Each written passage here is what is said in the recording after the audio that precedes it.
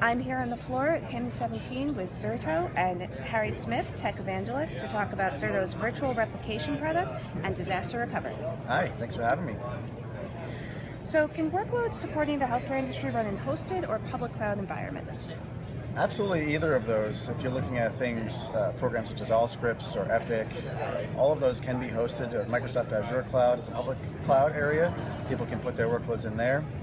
We can replicate right into there in any region, and they have that built-in security and compliance. But if you're not comfortable with that, or you're a hosted cloud provider, there are over 300 to pick from that are backed by Zerto's technology.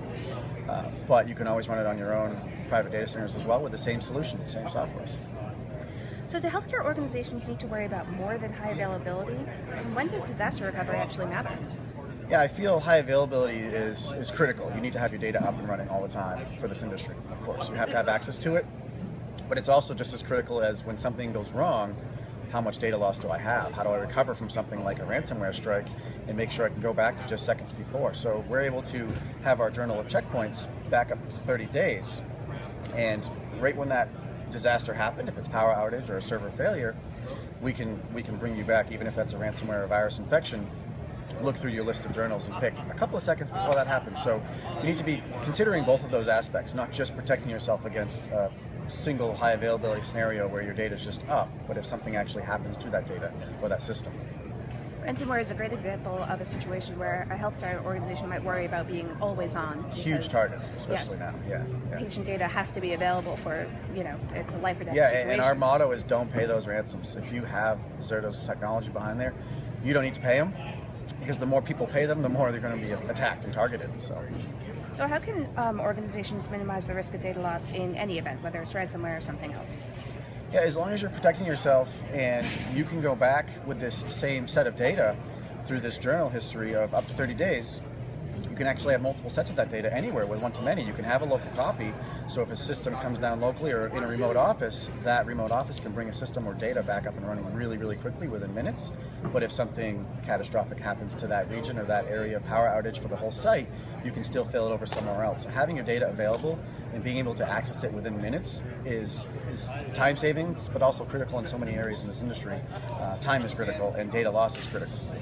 So you only pay ransoms if you're afraid of losing data. If you don't need to worry about losing that data anymore, then you're not going to be tempted to pay a ransom. What about virtual machines and remote office or branch office infrastructure? Yeah, absolutely. So a lot of remote offices, if you're looking at even a dentist's office or that have systems they want to have available, sometimes it can be hard, especially if they're a different hypervisor, where we're replicating between hypervisors. You could run all those offices and synchronize them, replicate them up to your main office, your main data center, or into a cloud. You can go to a supported cloud or both. So no matter what your event is, you're protected against across the board. You don't need to say, I have this solution just for ransomware and this solution in case I lose power or a network. Our solution can allow you to recover all of these virtual machines in any of those types of disasters and still just as quick in any scenario. So it saves a lot of money, it saves a lot of headaches, operations, and it gets rid of your worry. So it's very seamless. So the topic of IT resilience in general seems very important, especially as providers are building infrastructure in many different pieces. What are some of the pillars for achieving IT resilience organization-wide? Yeah, so disaster recovery is a huge one. Being able to recover quickly and maximize that uptime, have little loss with little time to recovery means you're more resilient to those disasters.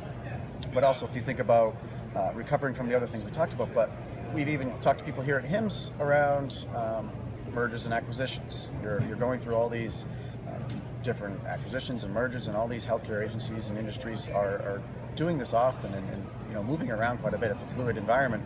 So how do I take that environment that I've just acquired and get it into my environment as soon as possible? How do I make sure it's going to run right?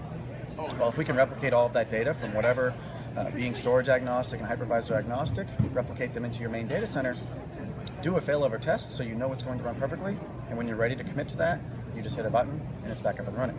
So you really want to be resilient to any of those changes, adopting new technologies, acquiring a company with different technology than you have, and be able to move your workloads wherever you need to, whenever you want. Great. Well, thank you so much, Harry. It was great speaking with you. Awesome. Thanks for having me.